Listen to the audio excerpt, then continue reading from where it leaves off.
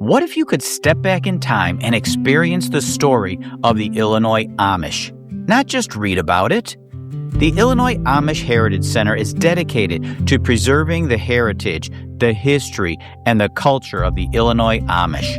Here, the story of the Amish settlement that began in 1865 is preserved in the very buildings where that history unfolded. Many of these buildings have been preserved, carefully moved, and restored for future generations. Come along with me as I discover the stories, the craftsmanship, the faith, and traditions that have endured for more than 160 years.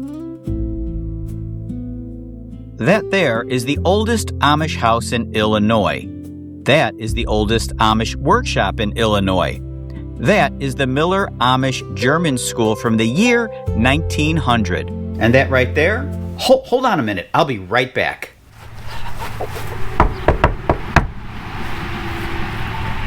Can you hurry up, please? I gotta go.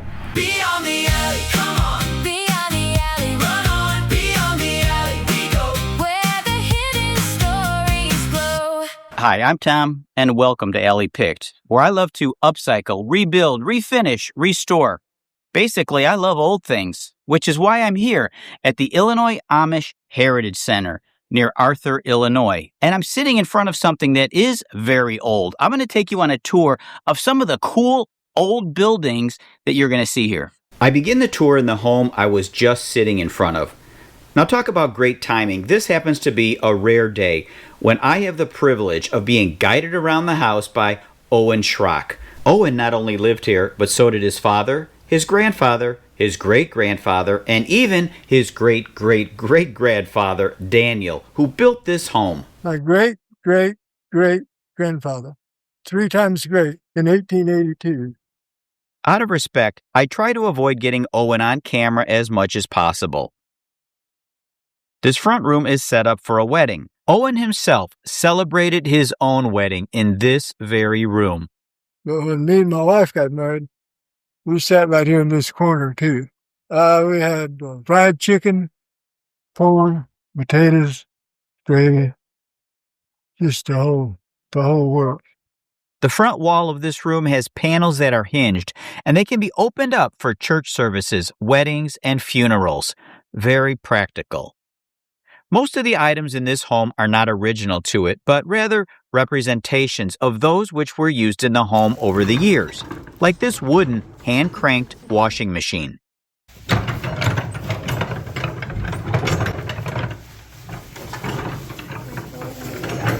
Here's a folding quilter's frame and an old sewing machine. This cabinet was donated by the descendants of Daniel, the builder of this home. German song at a wedding.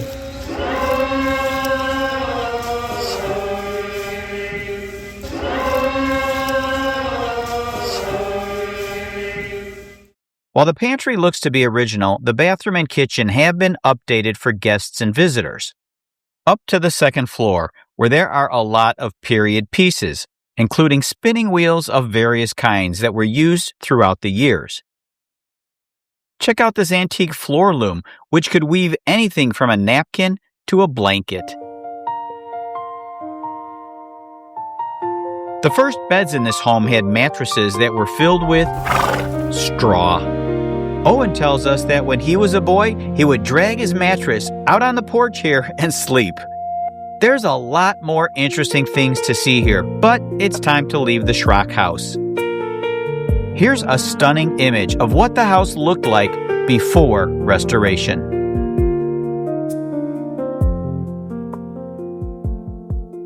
Now I'll head across the way to the Moses Yoder House, built around 1865. There's not a lot to see inside yet, as it's still undergoing some renovation.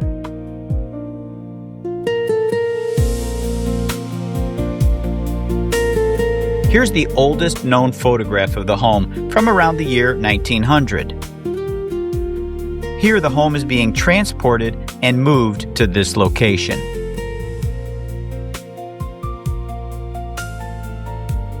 Now let's head next door to the original workshop of Moses Yoder himself. Now, some people might think that this is what an Amish workshop still looks like today. They don't. They couldn't build the scale and quality of the furniture that they make. While modern Amish workshops may not use electricity like we use it, they have all the same power tools that we do. Some are pneumatic or compressed air. Some Amish use battery-powered hand tools. They might recharge these using gas generators or even solar panels. Many Amish use computers and basic cell phones for business purposes. They don't watch television, they don't keep up with the news, but their lives are filled to the brim with hard work. They have an incredible sense of community. They are honest, helpful, friendly, and faithful. I'm not so sure I should be sitting on this grinding wheel, sharpening my pocket knife, but nobody said I couldn't, so not bad. This here is the Miller Amish German School. Let's look inside. Oh, look, a potbelly stove that used to heat this one-room schoolhouse. Oops. And kids, that's why we look but don't touch. At Amish schools like this, grades 1 through 8 were taught together. One teacher taught all the subjects and all the grades. Younger children sat towards the front, while the older students toward the back. Students were usually taught in separate reading, arithmetic, spelling, and other lessons according to their grade level. 8th grade was generally the end of formal school in traditional Amish communities. This is the home of the Visitor Center and Museum. It wasn't opened when I was there, but it is scheduled to be ready sometime this year. This 1879 Hirschberger Miller barn was recently dismantled and erected at the Amish Heritage Center through a traditional Amish barn raising. This type of barn is called a forebay style barn. The forebay is the overhanging upper section on the east side of the barn. It wasn't simply decorative, it was part of the barn's functional design. The upper level was primarily used for hay and grain storage, while the lower level housed livestock and farm equipment.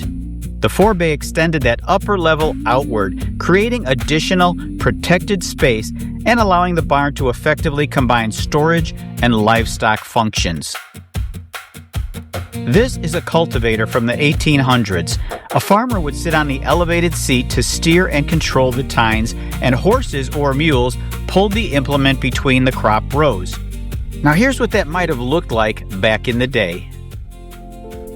The Heritage Center has a lot of different activities going on throughout the year, which I'm cycling through on the screen. If you're looking for something to do, be sure to schedule a trip here sometime. In fact, this whole area is filled with great shopping, great food, antiques, and even a wildlife zoo. So treat yourself and your family to an amazing place and a nice drive in the country.